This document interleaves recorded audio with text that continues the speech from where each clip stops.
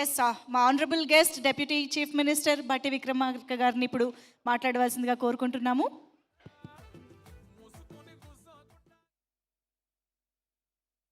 మిత్రులు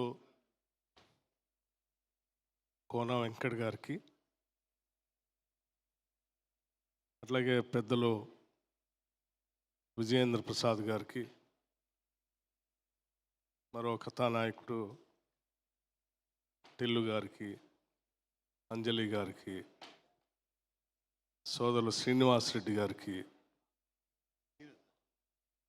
ఇంకా ఈ సినిమాలో నటించినటువంటి నటీమణులందరికీ, నటులందరికీ,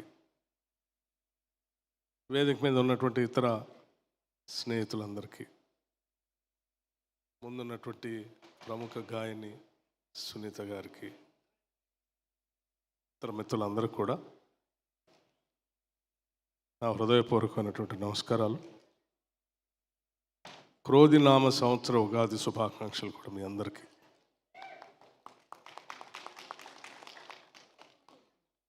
ఈ ఉగాది ప్రపంచంలో ఉన్నటువంటి తెలుగు వాళ్ళందరికీ, ముఖ్యంగా తెలుగు పరిశ్రమకి మంచి విజయోత్సవాలు అందించాలని నేను మనస్ఫూర్తిగా కోరుకుంటున్నాను. మిత్రుడు కోన వెంకట్ గారు చాలా సంవత్సరాల నుంచి మాకు సన్నిహిత మిత్రులు. వారి కుటుంబానికి మాకు అవినాభావ సంబంధం అనేక దశాబ్దాలుగా, వ్యక్తిగతంగా రాజకీయంగా కూడా. కోన ప్రభాకర్ రావు గారు పెద్దలు, ఆ రోజుల్లో హోంశాఖ మార్చులుగా, గవర్నర్గా, కాంగ్రెస్ పార్టీలో అత్యంత ప్రముఖమైనటువంటి పాత్ర పోషించినటువంటి పెద్దలు, ఆ కుటుంబానికి సంబంధించిన కోన వెంకట్ గారు ఈ సినిమా ప్రీ రిలీజ్ సందర్భంగా తప్పనిసరిగా రావాలి మిత్రమా అని అడిగితే, సరే ఉగాది నా శాసనసభ నియోజకవర్గంలో ఉండటం అనేది ఆనవాయితీగా ఉన్నటువంటి కార్యక్రమం. నాకు కేవలం మిత్రుడి మీద ప్రేమతోనే అక్కడి నుంచి బయలుదేరి 5 గంటలు ప్రయాణం చేసి ఈ కార్యక్రమానికి వచ్చాను. ఈ సినిమా గీతాంజలి మళ్ళీ వచ్చింది, విజయవంతం కావాలని మనస్ఫూర్తిగా కోరుకుంటున్నాను. నేను సినిమా అనేది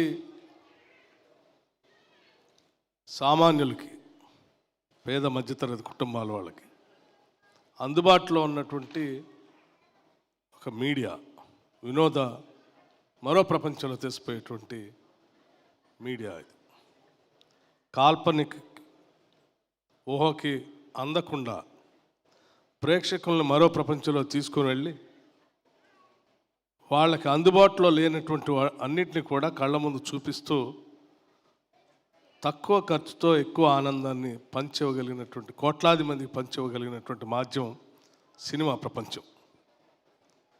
అటువంటి సినిమా ఇండస్ట్రీ హైదరాబాద్ నగరంలో, తెలంగాణ రాష్ట్రంలో బాగా అభివృద్ధి చెందాలని, తద్వారా లక్షల మందికి ఉపాధి అవకాశాలు దొరకాలని మనస్ఫూర్తిగా ఈ ప్రభుత్వం కోరుకుంటుంది. ఈ ప్రభుత్వ పరంగా సినిమా ఇండస్ట్రీకి కావాల్సిన, పెరగటానికి కావాల్సిన అన్ని సహాయ సహకారాలు అందించడానికి కూడా మా ప్రభుత్వం సిద్ధంగా ఉంది. అవసరం మీ అందరికీ నేను ప్రత్యేకంగా చెప్పవలసిన అవసరం కూడా లేదనుకుంటున్నాను, అయినా గుర్తు చేయదలుచుకున్నాను. హైదరాబాద్ నగరంలో సినిమా ఇండస్ట్రీ స్థిరపడటానికి కేవలం ఆనాటి కాంగ్రెస్ ప్రభుత్వాలే.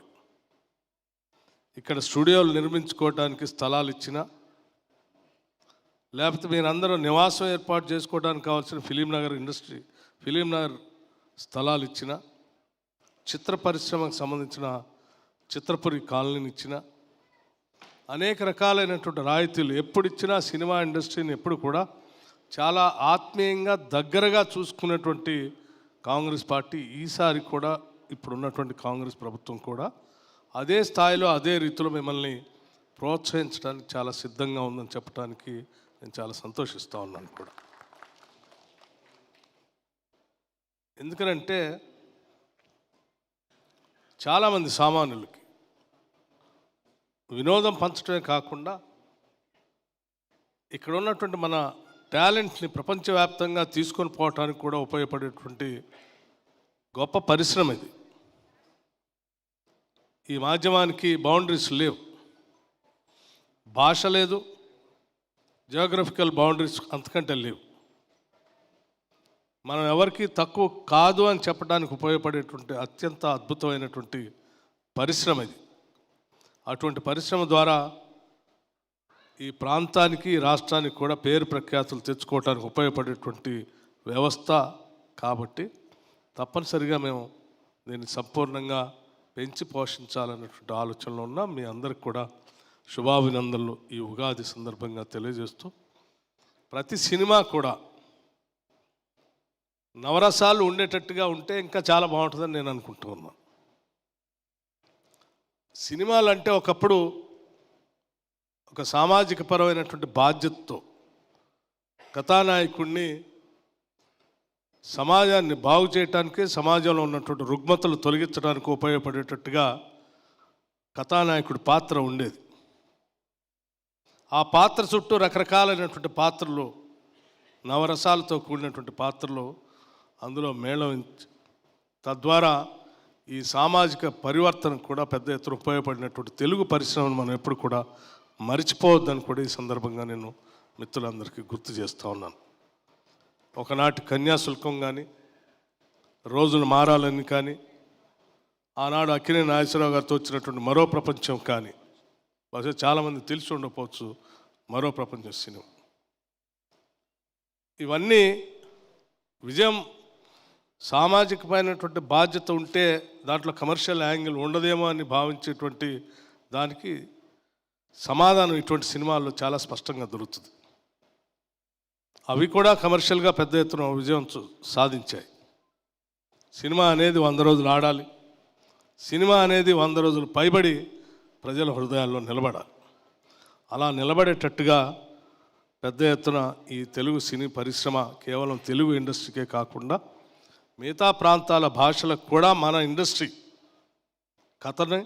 కథానాయకుల్ని, గాయకుల్ని అందరినీ కూడా అందించే స్థాయికి ఈ సినిమా ఇండస్ట్రీ ఎదగాలని చెప్పి మనస్ఫూర్తిగా నేను కోరుకుంటూ ఈ కార్యక్రమానికి ఆహ్వానించినందుకు మిత్రుడు కోన వెంకట్ గారికి నా హృదయపూర్వకమైనటువంటి ధన్యవాదాలు మరొకసారి తెలియజేస్తూ, ఈ ఇండస్ట్రీలో ఉన్న కార్మికులందరికీ కూడా